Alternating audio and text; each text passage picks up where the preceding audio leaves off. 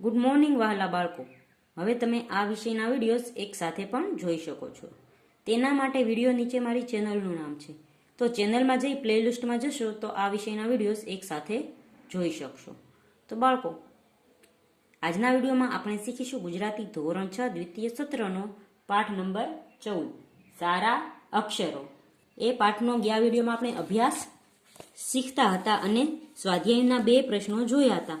આ વિડીયોમાં ત્રીજો પ્રશ્ન જોઈએ. નીચેની ગદ્ય સૂક્તિનો વિચાર વિસ્તાર કરો.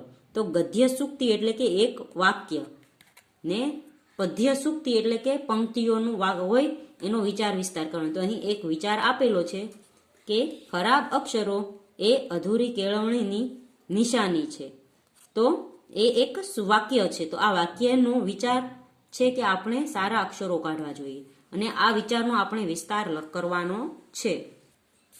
તો આપણે જવાબ લખીશું. કેળવણી શબ્દ કેળવવું પરથી બન્યો છે. કેળવવું એટલે કુટેવો સુધારીને સૂટેવો પાડવી.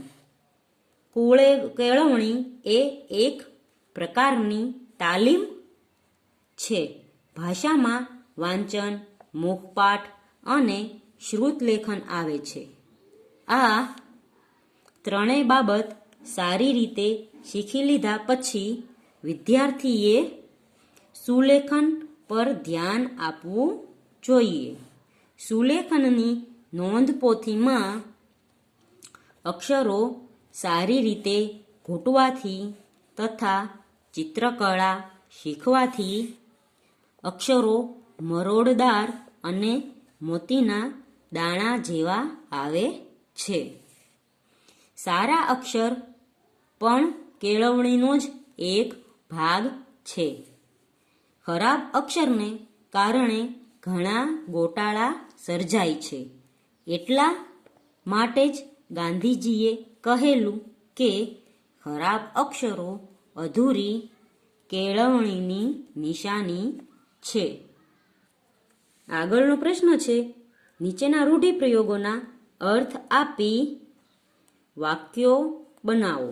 તો પહેલો છે વાતોના વડા કરવા, એટલે કે નકામી લાંબી લાંબી વાતો કરવી. તો મારા મમ્મી તેના મિત્ર સાથે ફોનમાં વાતોના વડા કરતા હતા. અથવા 4-5 બહેનો મળીને બેઠા બેઠા વાતોના વડા કરતા હતા. પછી બીજું છે ઓડનું ચોડ વેતરાઈ જવું, એટલે કે કઈને બદલે કઈ થઈ જવું. તો તેના પરથી વાક્ય બનશે, આંધળા અને બહેરા સામસામા મળે ત્યારે એમની વાતચીતમાં ઓળનું ચોડ વેતરાઈ જાય છે. પછીનો પ્રશ્ન છે, નીચેના શબ્દોના વિરુદ્ધાર્થી શબ્દ લખો. તો લીસા, તો તેનો વિરોધી ખડબચડું થશે. મોંઘું, તો તેનો વિરોધી સસ્તું અથવા સોંઘું થશે. અણિયારી, તો તેનો વિરોધી બુઠ્ઠી થશે. ધીરજ, તો ધીરજની વિરોધી અધીરાઈ થશે. પછીનો 5 નંબરનો પ્રશ્ન છે, સૂચના પ્રમાણે કરો.